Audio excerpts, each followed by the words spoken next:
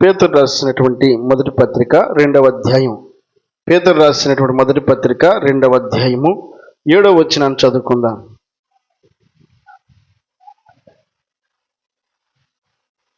పేతురు రాసిన మొదటి పత్రిక 2వ అధ్యాయము 7వ వచనం, కొత్త నిబంధనలో 215వ పేజీ. అమ్మమ్మ అదే ఇందాక చదువు. విశ్వసించుచున్న మీకు ఆయన అమూల్యమైన వాడు.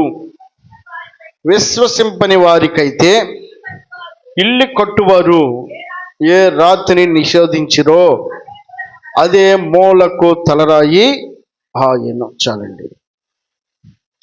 దేవుని యొక్క గొప్పతనం ఈ ఉదయకాలం మనం తెలుసుకోవాల్సిన వారమై ఉన్నాం. దేవుణ్ణి ఆరాధించడం అనేది చాలా ప్రాముఖ్యమైనది. ఈ భూమి మీద ఉన్నటువంటి సర్వ మానవాళి యొక్క స్థుతుల మీద ఆయన ఆసీనుడు అవ్వాలని కోరుకుంటున్నాడండి. ఒక మనిషి మరొక మనిషిని పొగిడాడు అనుకో, అట్ట గాలిలో తేలిపోతాడు. అంటే మనిషి ఏం కోరుకుంటున్నాడు? ఘనతను కోరుకుంటున్నాడు.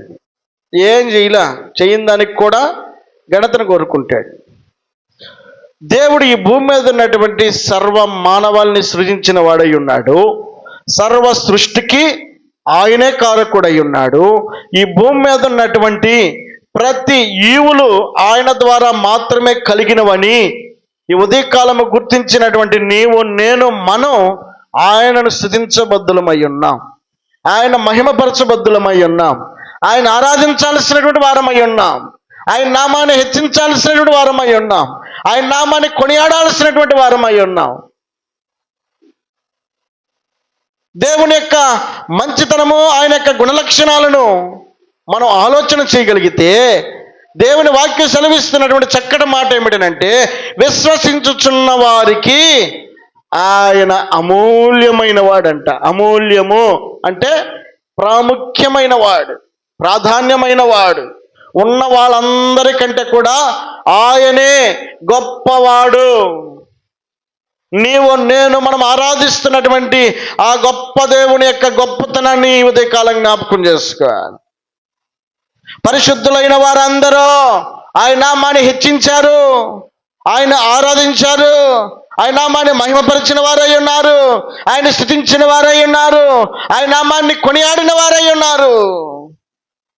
ఆయనకున్నటువంటి గుణలక్షణము ఈ ఉదయకాలం నువ్వు జ్ఞాపకం చేసుకోవాలని దేవుడు జ్ఞాపకం చేస్తున్నాడు.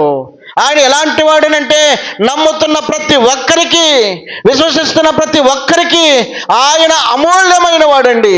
అమూల్యమైన వాడు. రోడ్డు మీద వెళ్తున్నావు, ఈ లోకంలో శ్రేష్టమైనది ఏమైనా ఉందనంటే బంగారమేగా.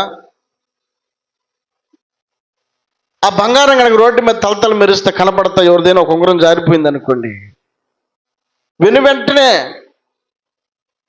దాన్ని తీసుకొని దాచిపెట్టుకోవాలని ఎంతో ప్రయత్నం చేస్తాం. ఎందుకనంటే దానికి ఒక వాల్యూ ఏంటో నీకు తెలుసు కాబట్టి, దాని విలువేంటో నీకు తెలుసు కాబట్టి ఖచ్చితంగా దాన్ని నువ్వు గుర్తించడానికి ఇష్టపడతావు. స్కూల్కి వెళ్తున్నటువంటి పిల్లలకు కావచ్చు, స్కూల్కి పంపే తల్లిదండ్రులకు కావచ్చు, ఉదయం 7 కావచ్చు, 8 కావచ్చు, బస్సు వచ్చే టైం ఏదైతే ఉందో, లేకపోతే స్కూల్కి పంపించే టైం ఏదైతే ఉందో, ఆ టయానికి బిడ్డలను రెడీ చేసి పంపించాలన్న ఆలోచన వారికి విలువైనది ఏమైనా ఉందనంటే, ఇదిగో సమయం ఇంత అవుతుంది, ఖచ్చితంగా బిడ్డల్ని స్కూల్కి పంపాలని ఆ అమూల్యమైనటువంటి, ఆ విలువైనటువంటి సమయాన్ని ఖచ్చితంగా దృష్టిలో పెట్టుకుంటారండి. పెట్టుకుంటారా లేదా? వారి దృష్టిలో విలువైనది ఏంటి? సమయం దాటితే స్కూల్కి వెళ్ళగలుగుతారా? ఎక్కడ నిలబెడతారు? బయట నుంచో పెడతారు. కాబట్టి బిడ్డలు అవమానపడకూడదని చెప్పినట్టు ఏం చేయాలి? టయానికి అలాగే విలువైనది ఏదైనా మన జీవితంలో ఈ భూమి మీద నీవు నేను కలిగి ఉన్నవారమై ఉన్నాము అనంటే, విశ్వసిస్తున్నటువంటి నీకు, నాకు, మనందరికీ కూడా ఆయన అమూల్యమైన వాడు. చాలామందికి చాలా రకాలైనటువంటి పరిస్థితుల్లో వారు కొనసాగుతూ అవే వారి జీవితంలో అమూల్యమైనవి అని అనుకుంటున్నారు. అవే గొప్పవి అని అనుకుంటున్నారు. కొంతమందికి చేస్తున్న పనే అమూల్యమైనది, కొంతమందికి వారికి పుట్టినటువంటి బిడ్డలే అమూల్యమైనటువంటి వారు, కొంతమందికి వారి దగ్గర ఉన్న వస్తువులు అమూల్యమైనవి, కొంతమంది వారి దగ్గర ఉన్నటువంటి వారి ఆస్తే అమూల్యమైనది, కొంతమంది వారి దగ్గర ఉన్న బలమే అమూల్యమైనది. వారు అన్నిటికంటే అధిక ప్రాధాన్యత వారి దగ్గర ఉన్నదాన్ని బట్టి వారు ఆ ప్రాధాన్యత ఇస్తున్నటువంటి కారణం ఏదైతే ఉందో అది వారి దృష్టిలో అమూల్యమైనదిగా ఎంచుకుంటూ ఉంటారండి.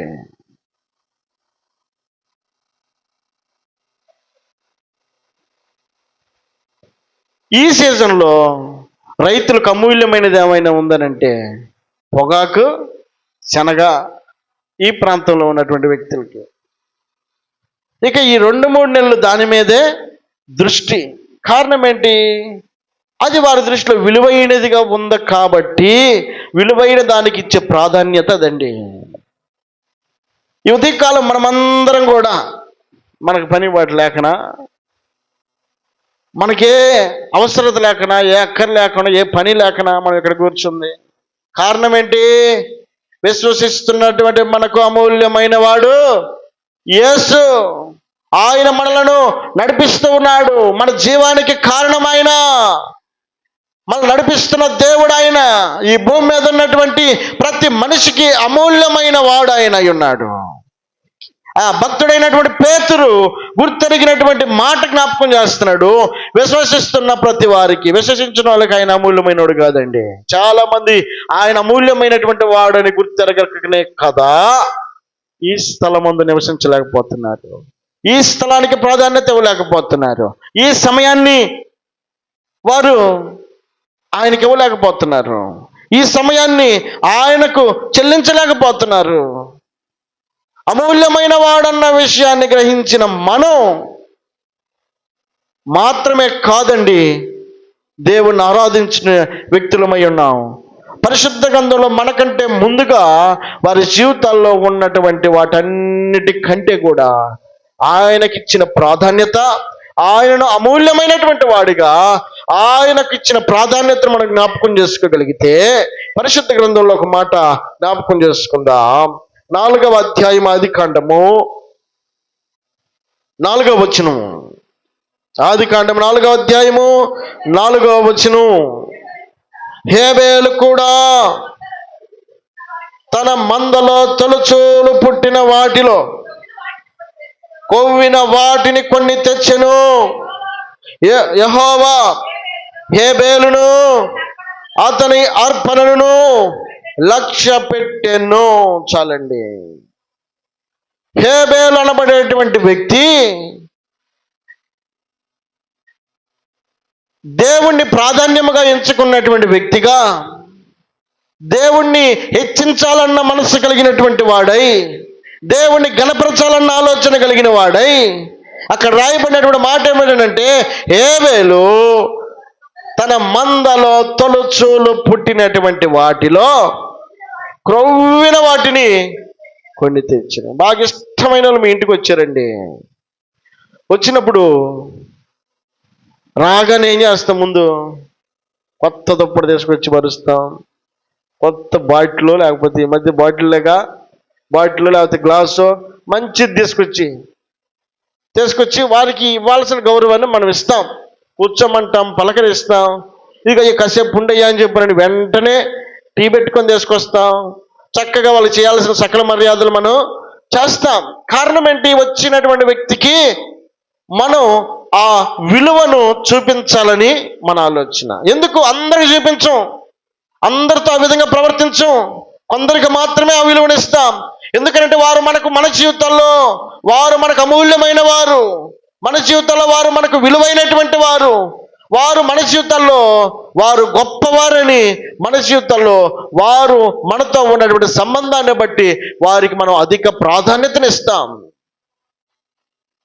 వారు కుదరదని చెప్పారని ఒకవేళ వెళ్ళబోతున్నా కూడా బతిమలాడైనా సరే కూర్చోబెట్టి వారికి చేయాల్సిన సకల మర్యాదలు మనం చేయడానికి ఇష్టపడతామండి. అబ్రహాం కూడా అంతే కదా. విలువైనటువంటి దైవ సేవకులు వారి యొక్క గృహం దగ్గరకు వచ్చేసరికి ఎండవేళ సింధూర వనం కింద కూర్చున్నటువంటి ఆ అబ్రహాము వెనువెంటనే లేచి, అయ్యలారా భోజన వేళ అయ్యింది, మీరు ఎక్కడికి నీ దాసుని దాటిపోవద్దు, కాబట్టి కాలు కడుక్కొని ఆహారం తిని మీరు వెళ్తురుకోండి, కాసేపు ఆగండి అని చెప్పనని వాళ్ళకి సాష్టాంగ నమస్కారం చేసి విలువగా వారిని కూర్చోబెట్టి విలువైనటువంటి ఆహారాన్ని పెట్టి వారిని సంతోషపరిచిన వ్యక్తిగా అబ్రహామును చూస్తున్నామండి. దేవుని వాక్యము జ్ఞాపకం చేస్తున్నటువంటి చక్కటి మాట ఏమిటంటే, విలువైనటువంటి వ్యక్తులకు విలువగా మనం చూడాలనుకుంటాము. ఇక్కడున్నటువంటి ఈ హేబేలు అనబడేటువంటి వ్యక్తి తన మందలో తొలుచూలు పుట్టిన వాటిలోను క్రొవ్విన వాటిని కొన్ని తీసుకుని వచ్చి ఆయనకు అర్పణగా అర్పించడానికి ఇష్టపడ్డాడు. దేవునికి మహిమ కలుగునుగాక. హల్లెలూయా. అంటే దేవుణ్ణి ఆరాధించాలని హేబేలు యొక్క మనస్సులో అది శ్రేష్టమైనదిగా ఉండాలని, దేవుని హెచ్చించాలన్న ఆలోచన హేబేలు మనసులో ఉంది కనుక ఏం చేశాడు? తొలుచూలు పుట్టిన వాటిలో కూడా క్రొవ్విన వాటిని తీసుకుని వచ్చి దేవునికి శ్రేష్టమైనది అర్పించాలనుకున్నాడండి. దేవునికి మహిమ కలుగునుగాక. హల్లెలూయా. ఆయన ఎలాంటి వాడు? అమూల్యమైన వాడు. అందరూ చెప్పండి, ఆయన ఎలాంటి వాడు? అమూల్యమైనటువంటి వానికి ఇస్తున్నటువంటి గౌరవం ఎలాగుంది? హేబేలు శ్రేష్టమైనది తీసుకుని వచ్చాడండి. శ్రేష్టమైన దాన్ని ఆయనకిచ్చి దేవుని ఆరాధించాలనుకున్నాడు. దేవునికి మహిమ కలుగునుగాక. హల్లెలూయా. పరిశుద్ధ గ్రంథంలో మరొక భక్తుడు మనం జ్ఞాపకం చేసుకుంటే, అక్కడే ఆదికాండము 22వ అధ్యాయము 9వ వచనం. ఆదికాండము 22:9. అలాగూ వారి ఇద్దరు కూడి వెళ్ళి దేవుడు అతనితో చెప్పిన చోటికి వచ్చినప్పుడు అబ్రహాము ఒక బలిపీఠమును కట్టి కట్టెలను చక్కగా పేర్చి తన కుమారుడకు ఇస్సాకును బంధించి ఆ పీఠము పైన ఉన్న కట్టెల మీద ఉంచెను. చాలండి. దేవుడు కోరుకున్నాడు అబ్రహాముతో దేవుడు చెప్పినటువంటి మాట ఏమని మాట్లాడాడు? 22 మొదటి వచనం. ఆ సంగతులు జరిగిన తరువాత దేవుడు అబ్రహామును పరిశోధించెను. ఎట్లనగా ఆయన అబ్రహామా అని పిలువగా అతడు చిత్తం ప్రభువాను. అప్పుడు ఆయన, నీకు ఒక్కడై ఉన్న నీ కుమారుణ్ణి అనగా నీవు ప్రేమించు ఇస్సాకును తీసుకుని మోరియా దేశమునకు వెళ్ళి అక్కడ నేను నీతో చెప్పబోవు పర్వతములలో ఒక దాని మీద దహన బలిగా అతను అర్పించమని చెప్పాను. ఎవరు చెప్పారండి ఇది? దేవుడు కోరుకున్నాడు, దేవుడు ఆశపడ్డాడు. అక్కడ రాయబడిన మాట ఏంటంటే, అబ్రహామును పరిశోధించెను అని రాయబడింది. పరిశోధించడం. ఇస్తాడా ఈడా? చేస్తాడా చేయడా? దేవుడు మనల్ని కూడా పరిశోధిస్తూ ఉంటాడండి. నీవు నేను చేస్తున్న పనిని కూడా పరిశీలిస్తాడు ఆయన. పరిశోధించే దేవుడు పరిశీలన కూడా చేస్తాడు. ఏం చేస్తున్నాడా? ఎట్ట చేస్తున్నాడా? చెప్పిన మాట వింటున్నాడా లేదా? మాటకు విధేయత చూపిస్తున్నాడా లేదా?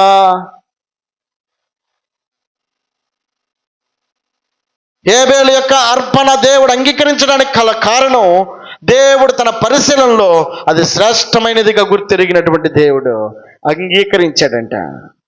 అబ్రహామును దేవుడు చెప్పాడు. ఆయన అంటున్నాడు, నీ ఒక్కగానే ఒక్క కుమారుడు అంటున్నాడు. ఆయన తెలియదా ఒక్కడని? రెండవది ఏమంటున్నాడు? నువ్వు ప్రేమించి ఇస్తాక అంటున్నాడు. అంటే తండ్రి తన కుమారుని పట్ల ఎంత ప్రేమను వ్యక్తపరుస్తున్నాడు. ఎప్పుడు నేను వృద్ధాప్యంలో 100 సంవత్సరాల తర్వాత పుట్టినటువంటి కుమారుడు కనుక ప్రేమ లేకుండా ఎవరికి ఉంటుంది? 4-5 సంవత్సరాల గ్యాప్ వచ్చి ఒకవేళ బిడ్డలు పుడితే మనం ఎంత ప్రేమ చూపిస్తాం?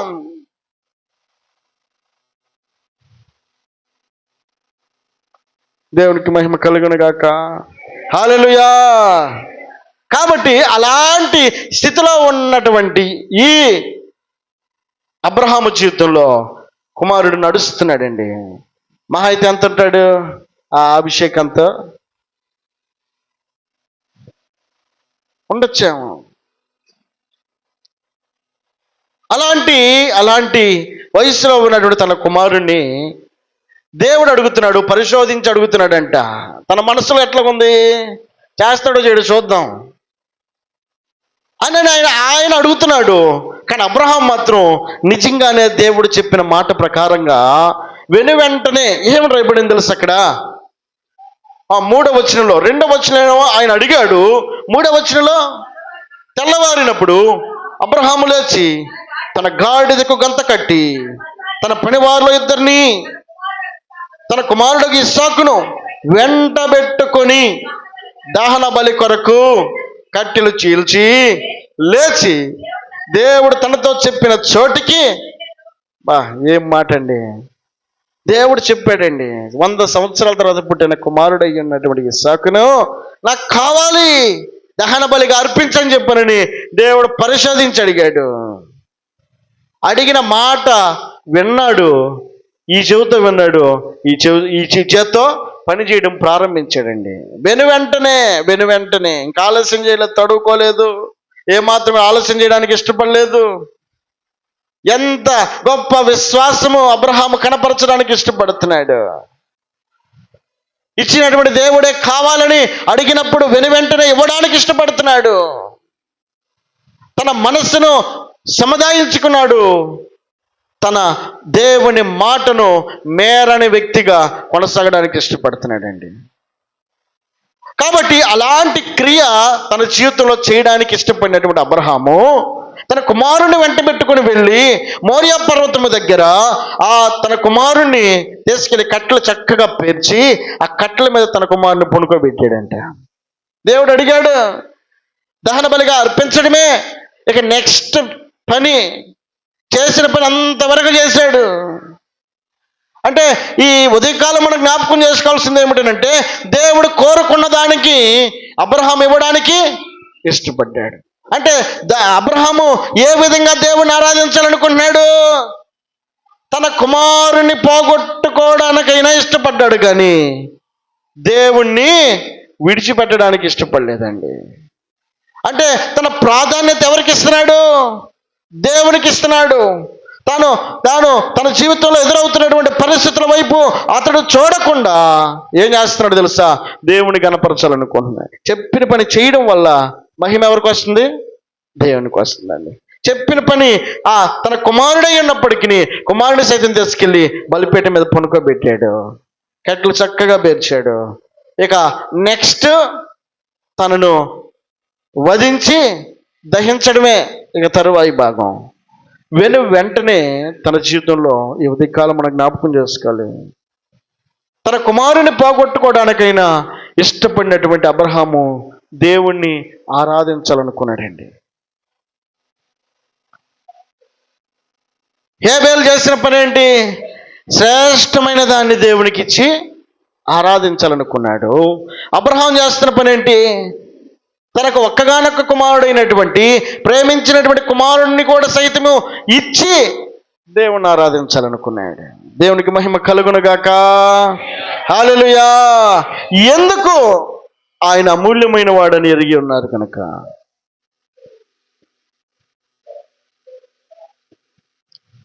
ఆ అమూల్యమైనటువంటి వానికి ఇస్తున్నట్టు ప్రాధాన్యత ఈ ఉదయకాలము దేవుడు జ్ఞాపకం చేస్తున్నాడు. భక్తి పనులైన వారు మన ముందు వారు కనపరిచినటువంటి భక్తి జీవితాన్ని మనం ఆలోచన చేసినప్పుడు ఒక మాట జ్ఞాపకం చేసుకుందాము. యోబు గ్రంథంలో 1వ అధ్యాయము 20-21 వచనాలు చూస్తే,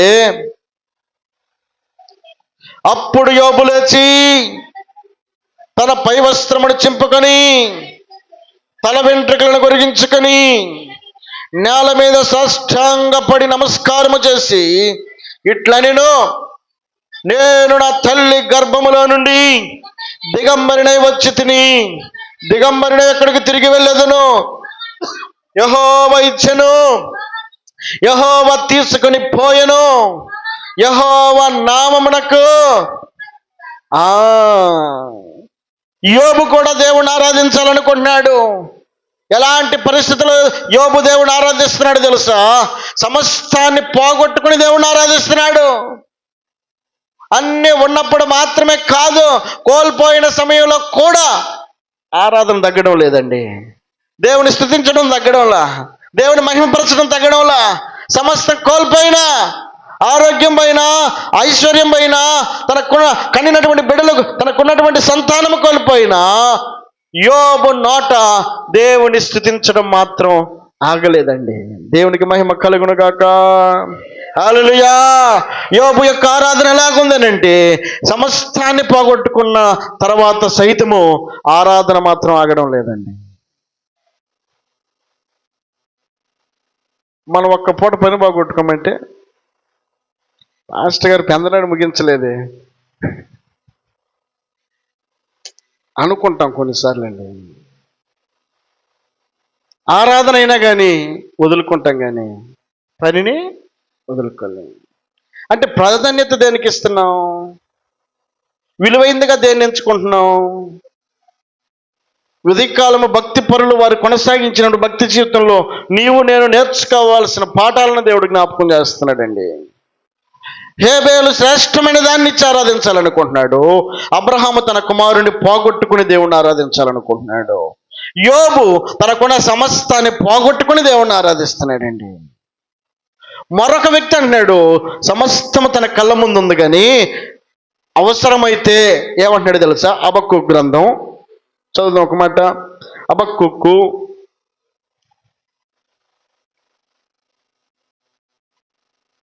3వ అధ్యాయం 17వ వచనం. హబక్కూకు 3వ అధ్యాయం 17వ వచనం.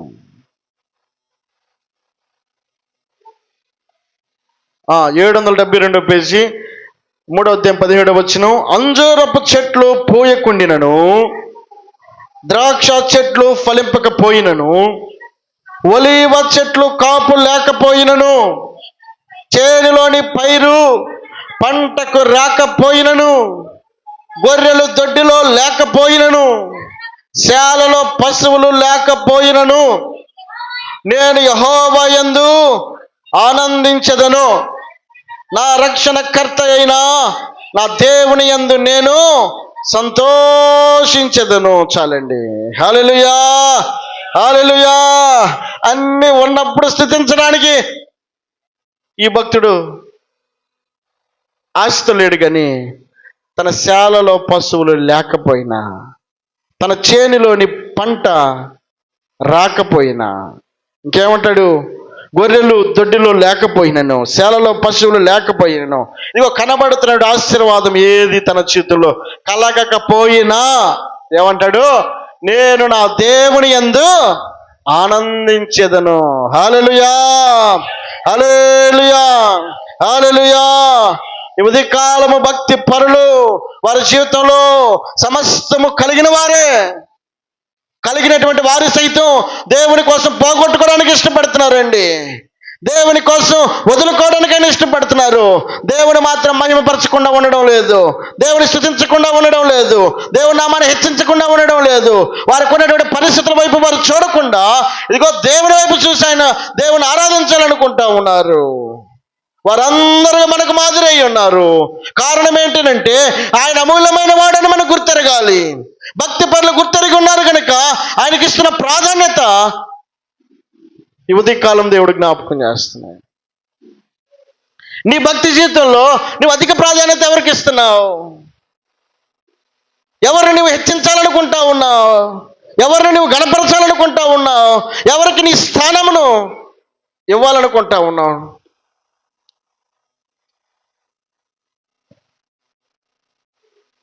దేవుడు అన్నాడు, 6 దినాలు చక్కగా పని చేసుకోండి అయ్యా.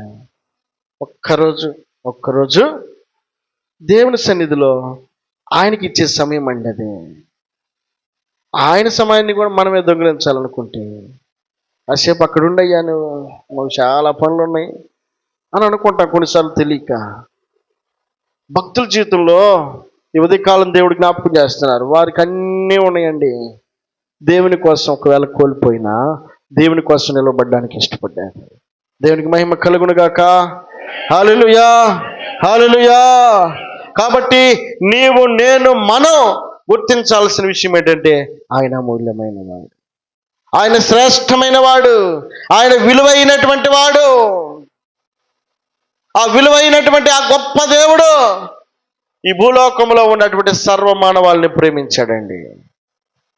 తన ప్రాణాన్ని సైతం పోగొట్టుకోవడానికి ఇష్టపడ్డాడు. అందుకే పరిశుద్ధ గ్రంథంలో ఒక మాట రాయబడింది. ఏమనంటే మొదటి యోహాను పత్రిక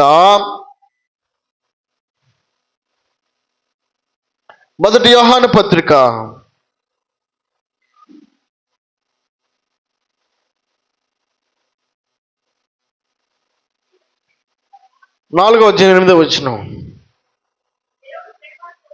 దేవుడు ప్రేమస్వరూపి, ప్రేమ లేనివాడు దేవునిని ఎరుగడు.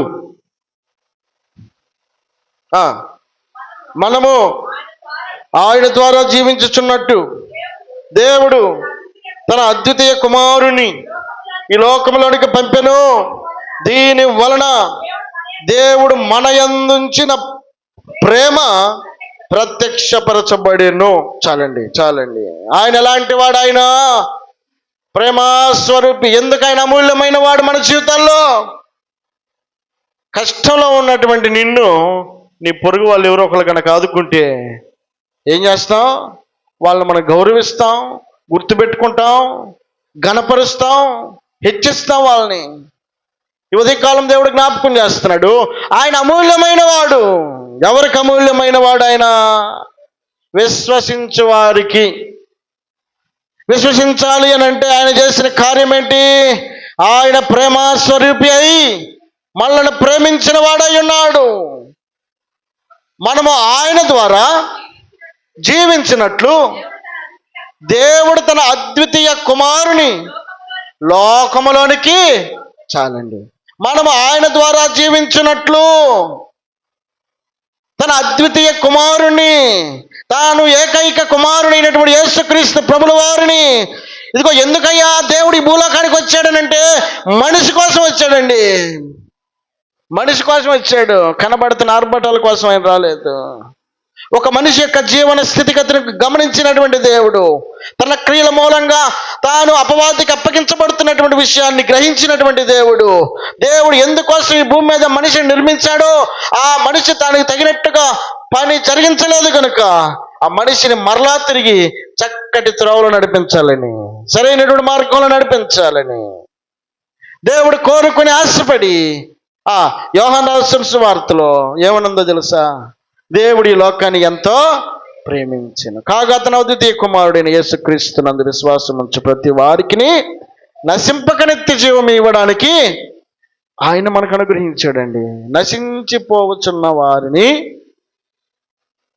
మలలను జీవింపజేయడానికి. దేవునికి మహిమ కలుగును గాక. హల్లెలూయా. ఆయన మనల్ని బాగు చేసిన ఆయనండి. మనకంటే ఒక స్థానాన్ని ఇచ్చిన దేవుడు ఆయన. మనకంటే ఒక ప్రాధాన్యతనిచ్చిన వాడు ఆయన. మన బలపరిచినటువంటి దేవుడు, మనకు తోడుగా ఉన్న దేవుడు, నీకు నాకు మనందరికీ కూడా రక్షణను అనుగ్రహించిన దేవుడు ఆయన. నిత్య జీవాన్ని అనుగ్రహించబోతున్నటువంటి దేవుడు ఆయన మన జీవితాల్లో అమూల్యమైన వాడని ఎరిగి ఉండాలండి. ఆయన ప్రేమస్వరూపి అయిన దేవుడు, ప్రేమ కలిగినటువంటి దేవుడు. ఎలాంటి పరిస్థితులు ఆయన మనల్ని ప్రేమించాడు? మనము శత్రువులమై ఉండగానే, మనము బలహీనులమై ఉండగానే, మనము పాపులమై ఉండగానే యుక్త కాలమున ఆయన మన కోసం చనిపోయాడండి.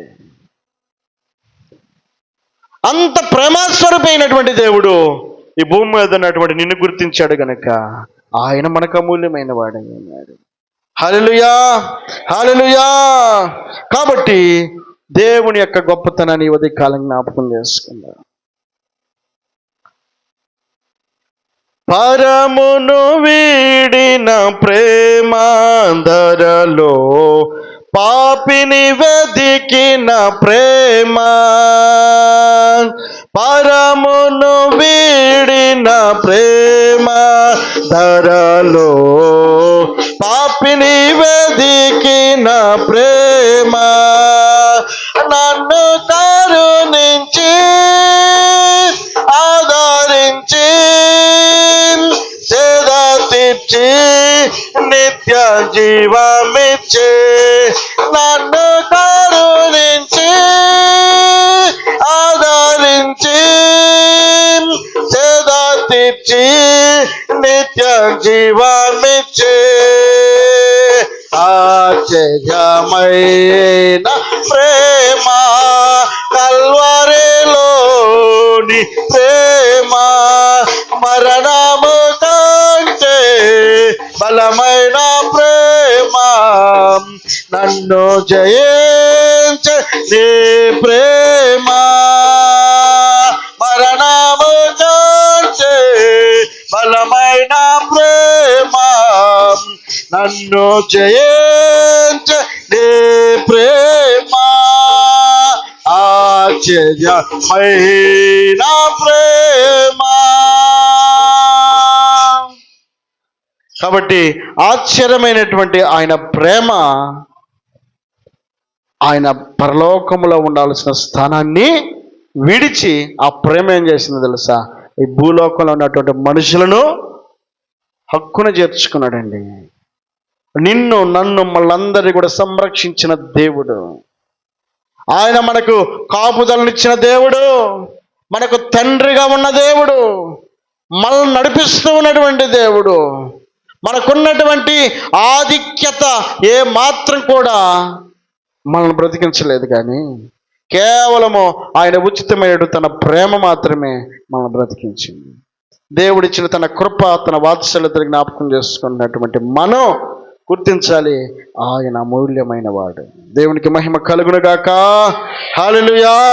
దేవుడి మాటలు దీవించునుగాక.